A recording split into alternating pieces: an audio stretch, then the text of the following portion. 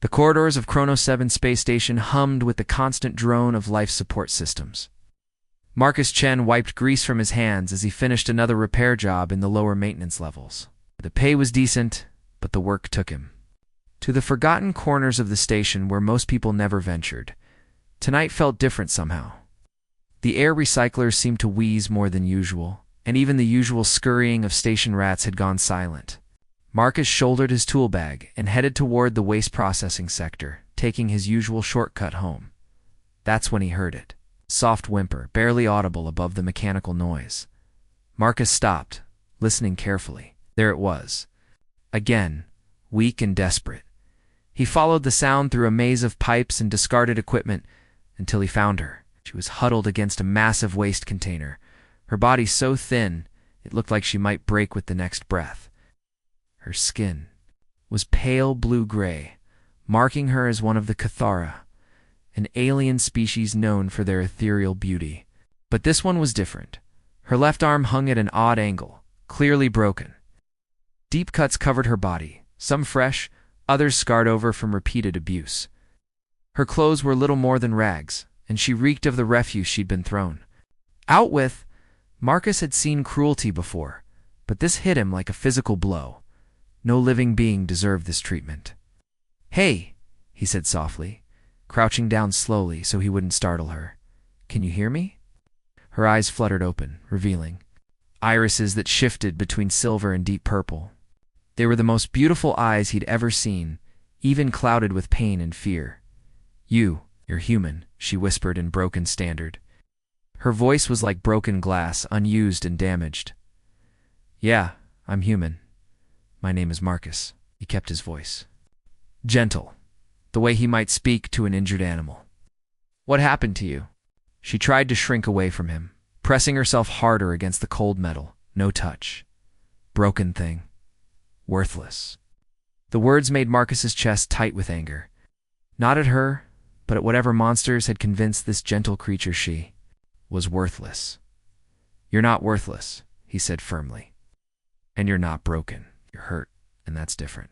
Slowly, carefully, he reached into his pack and pulled out his water bottle. "Here, drink this." She stared at the bottle like it might be poison, then back at his face. Whatever she saw there must have convinced her, because she reached out with trembling fingers and accepted it. As she drank, Marcus noticed the intricate patterns that decorated her skin. They weren't tattoos or scars, but seemed to be natural markings that shifted subtly in the dim light.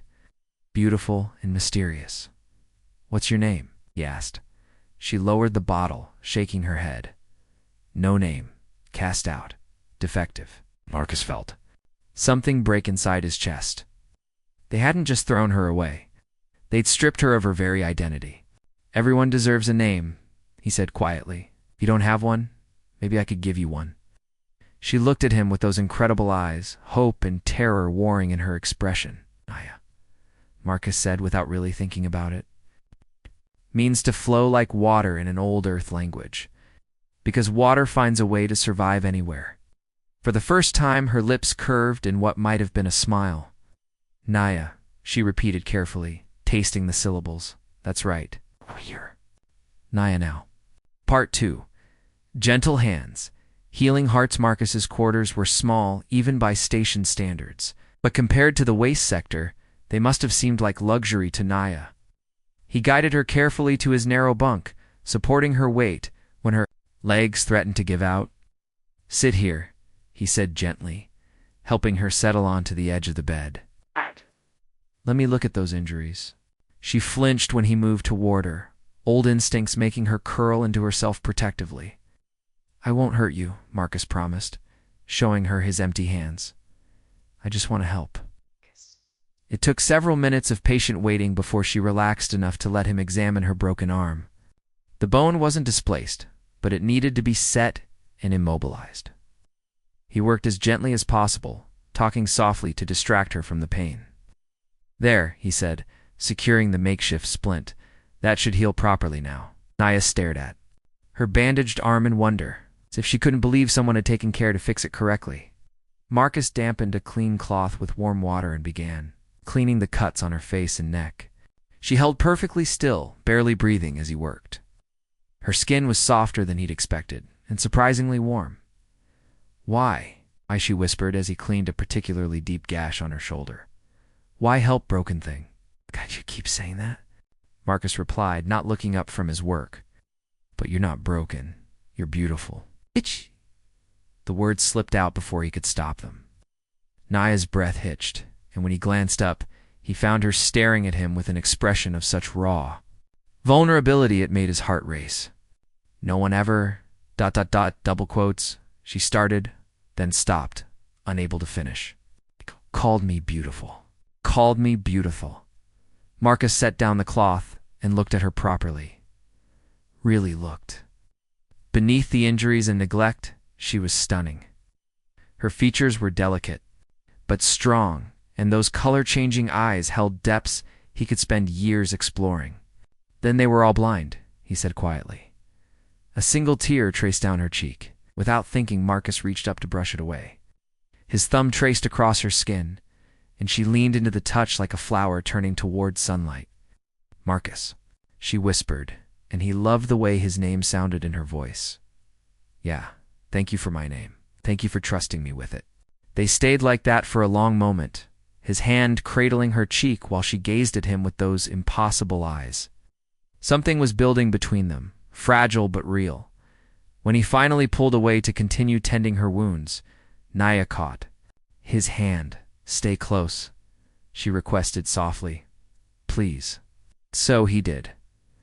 Marcus cleaned every cut, applied healing salve to every scrape, and wrapped her injuries with infinite care. And through it all, Naya watched his face with growing wonder, as if she couldn't quite believe this gentleness was real. When he finished, she looked almost human clean, despite her alien features. The natural patterns on her skin were more visible now, flowing like water across her shoulders and arms. You should rest, Marcus said. This bed is yours tonight. Where will you sleep? The floor is fine. Naya shook her head firmly. No. You gave me name? You healed me? I will not take your bed too. Naya, please, she said, and there was something in her voice that made him stop arguing. Stay with me. I am afraid of being alone. Marcus looked at her sitting there on his bed, small and vulnerable, but trying to be brave, and felt something shift in his chest. Oh. Something that had been locked away for years was opening up. Okay, he agreed softly. I'll stay. Marcus woke to find Naya pressed against his side, her head on his shoulder and one arm draped across his chest. Sometime during the night she had sought out his warmth, and he had unconsciously wrapped his arms around her in return. Her breathing was steady now, no longer the labored gasps of the previous day. Sleep had brought color back to her cheeks. The worst of her cuts were already beginning to heal with alien swiftness. She stirred as he shifted slightly, those remarkable eyes blinking open to focus on his face. Good morning, Naya, he said. Softly she smiled then, really smiled, and it transformed her entire face. Good morning, Marcus. They lay there quietly for a few more minutes, neither wanting to break the peaceful moment. Finally, Marcus spoke. How are you feeling? Better. She flexed her fingers experimentally. Much better. My people heal quickly when we are ... cared for. Something in her tone caught his attention. What do you mean? Psst. Naya sat up slowly, still. Favoring her injured arm, among my people, healing is not just medicine. It requires ... connection, touch, kindness. Her voice grew bitter. That is why the broken ones die. No one will touch us. Marcus felt anger rise in his chest again. What made them think you were broken? She was quiet for so long he thought she wouldn't answer. Then she stood and moved to the small mirror mounted on his wall. Slowly, she pulled down the neckline of her tattered garment, revealing the flowing patterns that decorated her collar and shoulders. These marks, she said quietly, they are supposed to be silver, pure silver, but mine... Marcus moved to stand behind her, looking over her shoulder at her reflection. The patterns were beautiful, intricate spirals and flowing lines that seemed to move in the light, and they were silver, mostly. But threaded through them were traces of gold and deep blue, creating something far more complex and stunning. "They're incredible," he breathed. "They are wrong," Naya said firmly. "Impure. Among my people, the marks show our place in society. Silver for the common people, gold for leaders, blue for the sacred ones. But I have all three. I am ... chaos." Marcus reached up and traced one of the mixed-color spirals with his fingertip. Naya shivered at the contact. "Maybe," he said quietly, "they're not wrong. Maybe they're just rare." She turned to face him, and they were suddenly very close. Her back against the mirror and his body caging her in. But she didn't look trapped. She looked ... awakened. "You really think I am beautiful?" she whispered. It wasn't a question. "I think you're the most beautiful thing I've ever seen." Her hand came up to rest against his chest, right over his heart. "Your heart beats fast. Yeah, it does that around you." She tilted her head, studying his face with new understanding. "Marcus, what is this feeling? It's warmth when you touch me?" He smiled softly. "I think humans call it attraction. Or maybe something deeper. Deeper." Marcus reached up and cradled her face gently in his hands. Deeper. This time when he leaned down, she rose up to meet him halfway. Their lips met in a kiss that was soft and sweet and full of promise. Naya made a small sound of wonder against his mouth, her hands gripping his shirt as if afraid he might disappear. When they broke apart, both were breathing hard. "Is this how humans show care?" Naya asked breathlessly. "One way," Marcus confirmed, "but only when the feelings are mutual." "Then I wish to learn more human ways," she said, and the desire in her voice made Marcus's pulse race. "We have time," he promised. "All the time you want." Outside his small window, the station's artificial day cycle was beginning. But inside their little sanctuary, Marcus and Naya were discovering something that transcended species and circumstance. They were falling in love. Love in the shadow sover. The next several weeks, Marcus and Naya fell into a careful routine. He would leave for his maintenance shifts during the station's day cycle, and she would wait for him in his quarters, slowly growing stronger. When he returned, they would share meals and quiet conversation, learning about each other's worlds. Naya proved to be incredibly intelligent, picking up human languages and customs with startling speed. She was also funny in unexpected ways, making dry observations about station life that left Marcus laughing despite himself. But it was in the quiet moments that their connection deepened. When Marcus would massage the ache from Naya's healing bones, when she would trace the scars on his hands from years of mechanical work, when they would lie together in the narrow bunk, talking softly until sleep claimed them. Tonight was different. Marcus had managed to acquire some actual fresh fruit from the upper levels, a rare luxury in the lower sections. His eyes had gone wide when he presented it to her. "For me?" she asked in wonder. "For you," Marcus confirmed. "Happy 1-month anniversary of your name." She looked at him with such love it took his breath away. "You remember?" They shared the fruit sitting close together on his bunk, Naya making small sounds of pleasure. At each sweet bite, when juice ran down her chin, Marcus leaned over and kissed it away without thinking. Naya went very still, her eyes darkening with something that made Marcus's pulse quicken. "Marcus," she said softly, double quotes, "yeah, I think I am ready to learn more human ways of showing care." His breath caught. They had kissed many times now, gentle explorations that left them both wanting more. But this was different. This was Naya asking for more. "Are you sure?" he asked quietly. "You don't have to." She silenced him by pressing her lips to his, but this kiss was different from their previous gentle explorations. This was hungry, demanding, full of weeks of building desire. When they broke apart, both were breathing hard. "I am sure," Naya whispered against his lips. "Show me, Marcus. Show me how humans love." What followed was slow and reverent and beautiful. Marcus worshipped every inch of Naya's alien skin, tracing the flowing patterns with his lips and tongue, until she was gasping his name. Her markings glowed brighter as her arousal built, pulsing with soft light that cast dancing shadows on the walls. When she touched him in return, Her alien physiology provided sensations no human woman ever could. Her skin grew warmer and more sensitive, her natural markings seeming to respond to his emotions as much as his touch. They made love with desperate tenderness. Two beings who had found something precious and were determined to cherish it. Naya cried out in languages Marcus didn't recognize as she shattered in his arms, her entire body glowing with ethereal light. Afterwards, they lay tangled together, skin cooling in the recycled air. "Is this love?" Naya asked quietly, tracing circles on Marcus's chest. "Yeah," Marcus replied, pressing a kiss to the top of her head. "This is love." She was quiet for a long moment. Then Marcus, I love you too." Marcus tightened his arms around her, feeling complete for the first time in his life. Outside, the station's night cycle deepened. But in their little sanctuary, two hearts beat as one.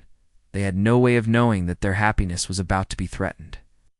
No way of knowing that Naya's glowing markings had been detected by the station's sensors, triggering alerts in security offices they'd never seen. No way of knowing that by morning, everything would change. The pounding on Marcus's door came at dawn, violent and demanding.